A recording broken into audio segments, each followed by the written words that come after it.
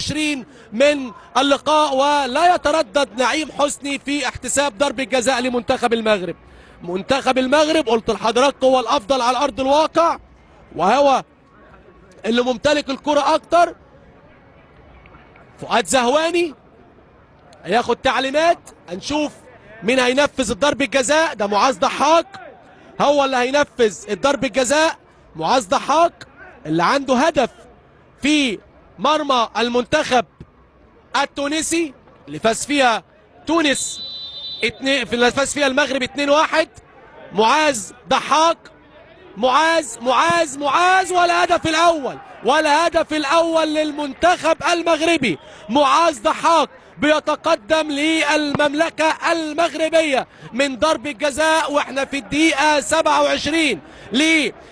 طبعا المنتخب المغربي يتقدم بهدف مقابل لا شيء لتكتسي وتحمر المقدمة عن طريق معاذ ضحاك، ليبقى عنده هدفين في هذه البطولة. هدف في منتخب تونس في المباراة اللي فاز فيها المغرب على تونس 2-1 كان احرز الاهداف معاذ ضحاك ورضا العلاوي، والنهارده من ضرب الجزاء واحنا في الدقيقة 27 بيتقدم معاذ ضحاك عن طريق ضرب الجزاء اللي عملها فؤاد زهواني ليتقدم منتخب المغرب بهدف مقابل لا شيء. معاذ ضحاك قلت لحضراتكم لاعب اتحاد توريكا في طبعا المغرب، لكن لعيب حر وبيلعب في كل حته في الملعب. ناحيه الشمال بتلاقيه وناحيه اليمين. في المباراه الوديه تتلعب الكره على طول اماميه، والزبيري اللي هو الهداف نشوف دي الاول لمعاذ وفين للحداد مره ثانيه، والحداد وبتعمل ايه حداد تصل مره ثانيه والهدف الثاني وتسديده مباشره من على حدود منطقه الجزاء لمنتخب المغرب. للحناش بيحرز الهدف الثاني لمنتخب المغرب لتصبح النتيجة 2-0.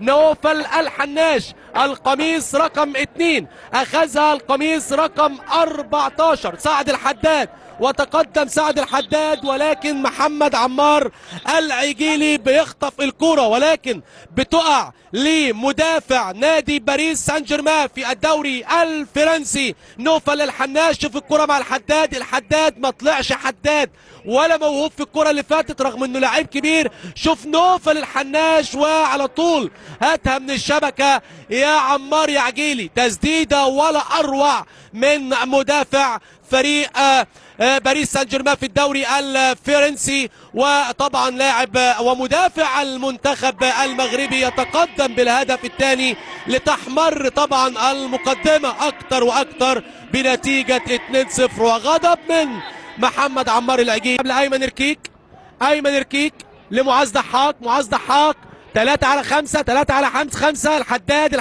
لعبد السلام الاشهب بيلعب العرضيه للقادم من الخلف وايمن ركيك عرضيه مثاليه نموذجيه، وايمن ركيك بالقدم اليمنى تسلم يمينك يا ايمن ليتقدم بالهدف الثالث للمنتخب المغربي والهدف الاول للمهاجم ايمن ركيك في هذه البطوله، ليتقدم منتخب المغرب ب3 اهداف مقابل لا شيء. ايمن ركيك لاعب هويسكا الاسباني في الدرجه الثانيه في الدوري الاسباني يتقدم بكره جميله من البديل معاذ الضحاك. شوف الكره اتلعبت ازاي، الحداد للبديل عبد السلام الاشهب اتلعبت العرضيه والتيم يملى وش رجله وتسديده على يمين حارس المرمى ما يعملهاش اي حاجه، لا العجيلي ولا غير العجيلي يقدر يعمل لها اي حاجه. ليتقدم منتخب المغرب ب3 اهداف مقابل لا شيء. منتخب المغرب قلت لحضراتكم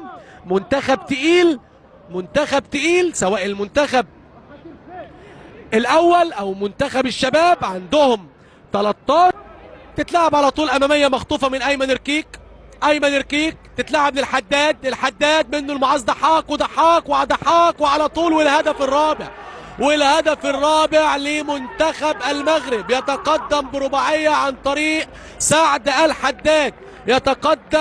الحداد اللي كان عنده هدف ايضا في مرمى المنتخب المصري، وكان الهدف الاول عن طريق سعد الحداد، واليوم الهدف الرابع في مرمى منتخب ليبيا عن طريق سعد الحداد، ليتقدم منتخب ليبيا ب4 أهداف مقابل لا شيء. لكن شوف الكرة اتلعبت ازاي، شوف التحرك ازاي، وشوف التوغل من العمق ازاي، وشوف القرب من بعض عامل ازاي. شوف باللمساتي بالاهاتي، لا والله بالتحركات يا سعد يا حداد انت ومعز الضحاك. شوف التحرك وشوف الانسجام وشوف القرب من بعض في الكوره. لا في شغل معمول في الملعب، في كلام متقال.